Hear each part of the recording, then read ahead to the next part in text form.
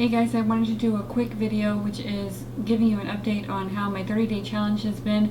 It is finally over and it wasn't as hard as I thought it was going to be. If you are thinking of undertaking this challenge, the one thing that you want to do is make sure you stock up on breakfast foods, because I flew through breakfast foods because some nights you're just too tired, or some lunches you ran out of something so you couldn't make a soup, etc.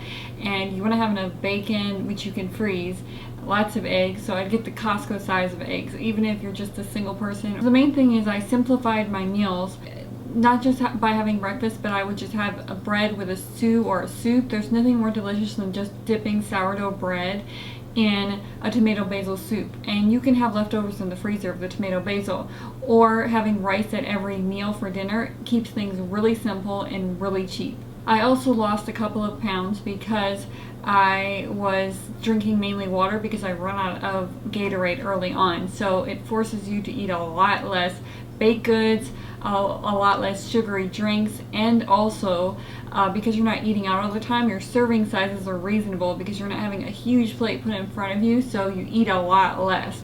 Obviously, the biggest benefit of this challenge is saving money and clearing out your pantry of all the stuff that you just don't eat or fell out of love with.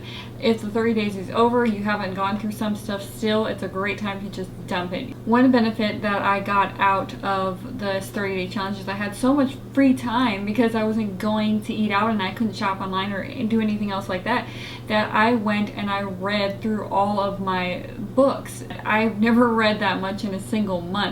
But there's just so much time to read, so there was a benefit in that I was able to read more, which is very pleasant. But also now I only own this stack of books. This is the only physical copy of books left in my house. All the other books I donated, I condensed if it had useful information that I really needed, and then I donated them, and then I have one cookbook. So this is all the physical books I have, and I also declutter a lot of possessions that I just didn't use in the kitchen, or that I just barely got to. I didn't realize it until I was with my stuff 30 days. I was able to scan in all of my tax documents and back them up on Gmail. So this is the last remaining paper copies of everything I own is in here. As an independent contractor, I have to keep all of my receipts and such, and that stack was immense. And there was also lots of school books, college books, manuals, and I found it online, some of them. I dumped a lot of it, I condensed some of it, and I sold the rest.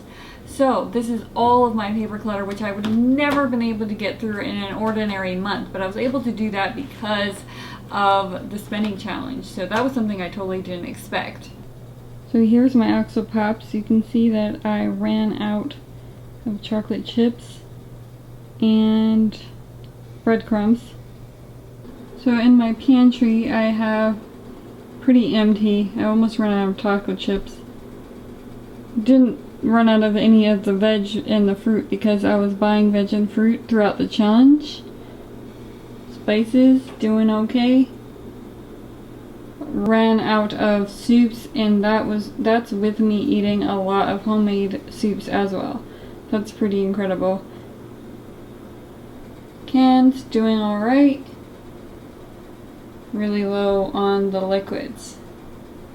So here's my backup area that's next to the stove that I showed you in the last video, in my pantry video, and it's pretty much cleared out. It was jam-packed and now it's cleared out. Just Brita filters, extra water bottles. This is my freezer. I got some fish, some chicken, some veg, some cheese, some red meat, so I pretty cleared it out. I had to buy more chicken during the challenge. And in my freezer door, lots of waffles. I went through a ton of waffles during the challenge. So we're in my fridge, and we just got a little bit left. Extra butter, avocado, bacon in that drawer, pineapple, celery, carrot, green smoothie, lettuce, more green smoothie ingredients, green smoothie ingredient. And the door is pretty sparse. I like it like that. I'm really only missing mayonnaise. I would really like some more mayonnaise. I need to get more garlic. But this is the way I like it because it gives me extra room to place carrots or celery in the door, whatever I want. And a Gatorade or maybe a water bottle. So I like keeping my door like this. So that's it. I hope this inspires you to take on your own 30-day challenge in the new year. I'll have many more organization and minimalism videos coming up, so don't forget to subscribe, and I'll see you in the next video.